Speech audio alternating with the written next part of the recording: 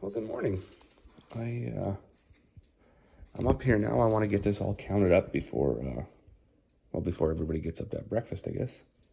We got seedweed from last year, and then wheat that we combined this fall. Oats and oats, barley, peas. So we'll give them all a test, see what grows, see what doesn't. We just lay out 100 on a piece of paper towel, squirt it with some water, put another piece of paper towel over top of it, stick it in a Ziploc bag. I find if you don't close the Ziploc bag, it's also better. In about 72 hours, you should start to see, well, basically everything should be sprouted in 72 hours. We'll give it maybe a week just to make sure if there's any late ones in there, because at this point we just want to know how many grow, and then we can make a decision on if we have good enough seed to go ahead, and if not, we have to phone around, I guess, and find some. All right, well, I was waiting for the sun to come up, come outside, because it's no fun working in the dark. And I mean, I can't really say the sun came up, because it doesn't look like there is one, but it's got to be up there somewhere because it got brighter. So it's bright enough now that I can be out here and work efficiently. I don't need a flashlight. Yesterday, I filled up my feed bin down here with peas. So I was doing a little bit of grain backing.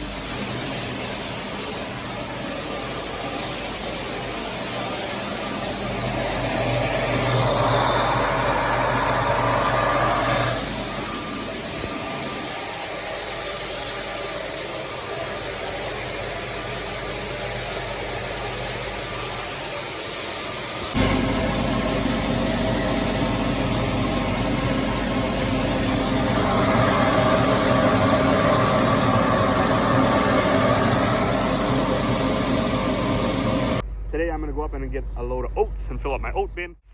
Well, I'm up here right now, just let my grain back tractor warm up. Figured just give a quick tutorial on our grain bin. So grain bin evolution is kind of incredible. Some of the first steel bins they built were no better than just wrapping a bunch of tin foil around itself for a little bit and then bolting it to another sheet like that. They were shitty. They bent, they broke, the grain sliding down would actually crush the bin. They were just shitty. The floors, they put like 4x4s down, and they put them like 5 feet apart from each other, so they all broke, and nobody ever made good pads. They just set them on the grass. So pretty much a disaster. We've evolved now where you're gonna, certainly in our area, you see a lot of 30,000 bushel bins being built on concrete, full floor aeration, bin cables in them, temperature cables, moisture cables, 10-15 horsepower aeration fans, roof vents, stairs that go all the way up, like in a, around the bin, like really amazing. What do we do on our farm? Well, our newest bins are these right here. They're 12,000s and 10,000s, but they're not breaking the bank grain bins. So I think the first 10,000s we built, the bin package cost around 10-12 grand. Then the floors cost a couple $1,000. We got 2 of these 12,000s actually for like $5,000 for the bin package. And then the last one I want to say was like 17 or something. Don't quote me on that. We put them on wood floors, which wasn't recommended, but we couldn't really understand why they don't recommend that. I guess part of it is they don't know how you're going to build your floor. So if you get 6x6s and put them on 5-foot centers, you're probably going to have your bin get crumpled and wrecked. We got 6x6s and we put them on 6-inch centers, so it's almost solid 6x6s, and they run the whole length. And then we used combination of 2x6, 2x8s, and 2x4s. They're treated, the ones that come to the outside, and then about 3 feet into the bin all the way around, that's all treated. And then inside it's just regular lumber. Then we put that sheet of plywood over the top. So the floor is, I would say, extremely probably overbuilt, but they don't sink very much. One of the original bins I was just looking at has probably sunk into the ground maybe 2-3 inches, and I mean, it's already been there now for 15 years, so that's probably where it's going to stop. And that might have been, I mean, that was probably our fault. I don't know if we actually stripped that off very good. These ones we stripped off really well and put a bunch of gravel down as well. So big bins like this, they're supposed to be center unloaded. So how do we accomplish that without running in a center unload auger? Well, we take a aeration tube and run it down into the center of the bin. So there's some frames in there that hold the tube from getting crushed. Then inside the tube, we run this 7-inch or whatever it is auger tube that goes right into the middle of the bin. And then we can hook our grain back up to it. And then now you got a center unload bin. The other cool thing, and no, it's not efficient, and I understand the air probably just channels straight up, but you can hook a sock up to here and you can blow air at the bin. So even with like a 2 horsepower fan, and we know because we have air cables in there, temperature cables, it'll push the heat out. Now the way a bin works anyways, and I'm not sure if there's a difference between spring and summer, or winter and summer. I think the air goes down the outside and up the middle, and then in the summer it goes down the middle and up the outside. So that's the natural movement of the humidity and the heat in the air anyways. So all you're doing with a fan is aiding getting it out. And when you leave the roof open in the winter, you can actually see, because there'll be a whole bunch of ice develop up there if you had grain, say, warm out of the grain dryer or something. So you know that it's working, plus you can plug into the cables and you know that it's working. Leave it on for a week or so, then unhook it, and then take a load of grain out and then put it back on. So you're moving the air through, and then any moisture that sticks into the grain at the very top where the air movement stops, you take that out anyways. And then that goes to the elevator or gets dried or whatever. The only downfall to that is you need a grain vac. I suppose you could make a length of auger that would run in there too, but it would just be really heavy and bulky. And in order to be able to shut the door, which we like to do, you'd have to take it in and out every time.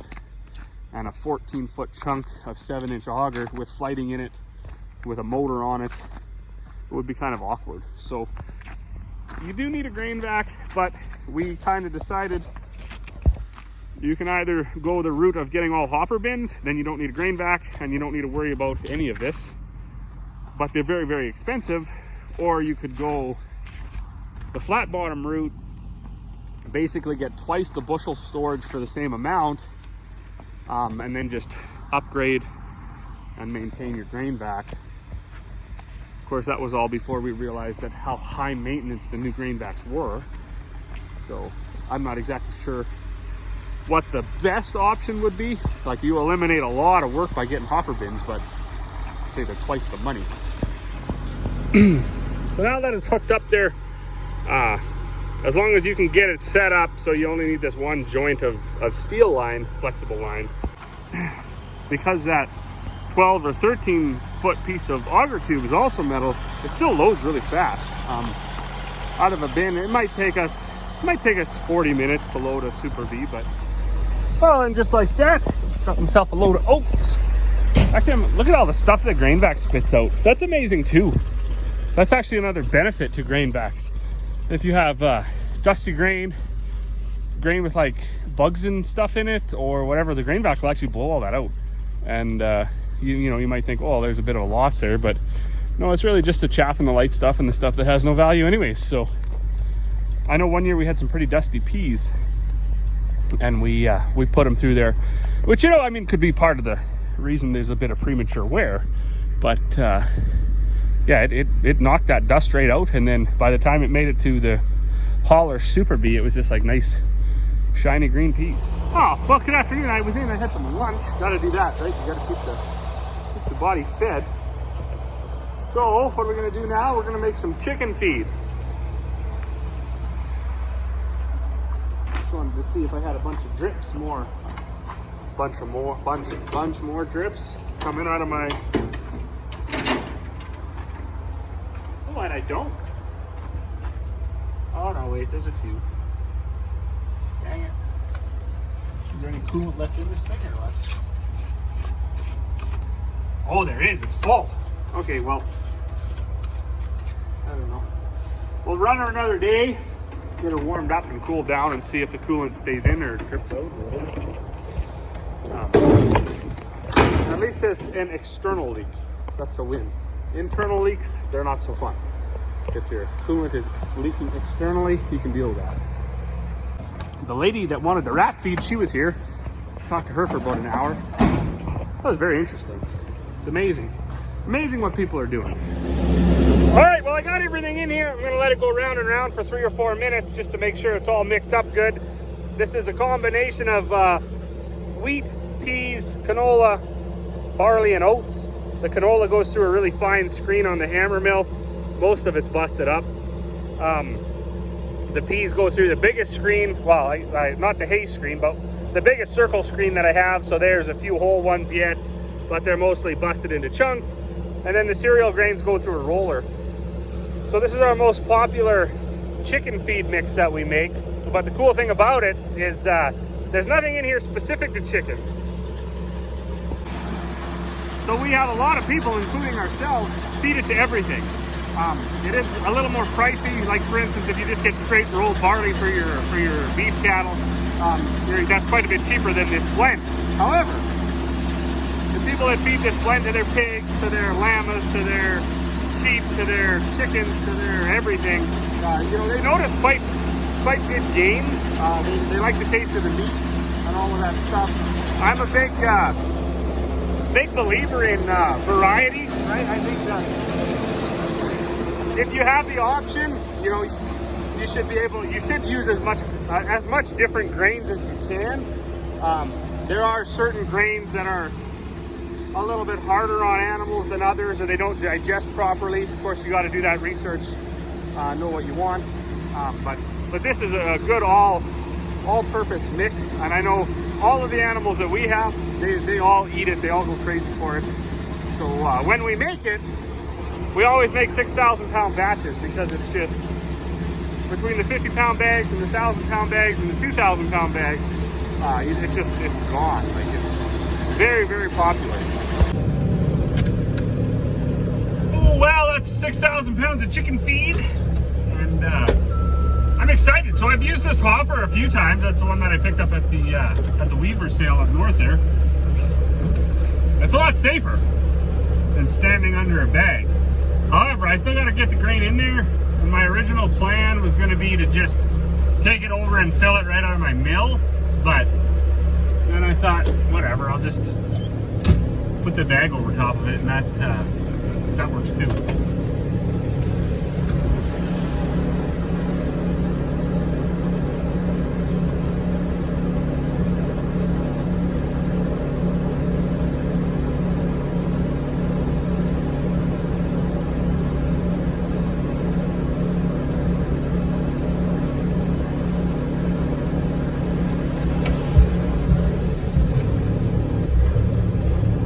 It's surprising. Like, I thought this hopper was really big, but it barely holds a ton.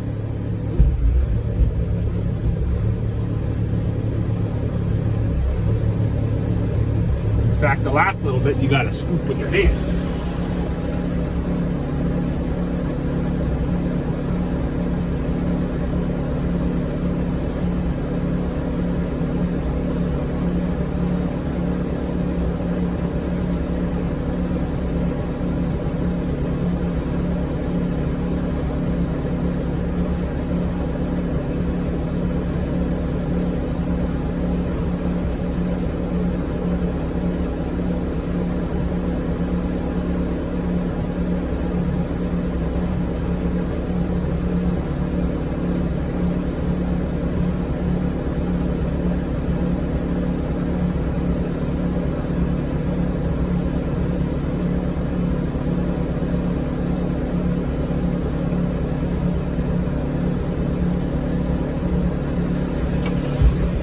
Crazy.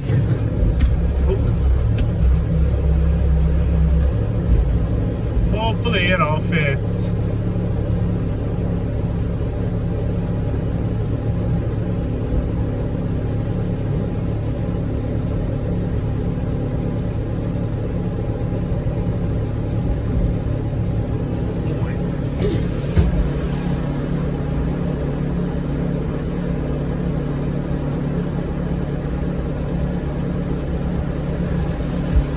Didn't all fit. But that's no problem. I'll get got myself a little bucket, and we'll scoop that up and give that to my chickens. That's actually one nice thing. When the ground is as icy as it is, it's almost like a skating rink out here. So it's very easy to clean up the grain that you spill. It's actually like the easiest time of year. So if you spill grain into the deep snow, you can't clean it up. If you spill it into the mud or on wet ground, you can't clean it up.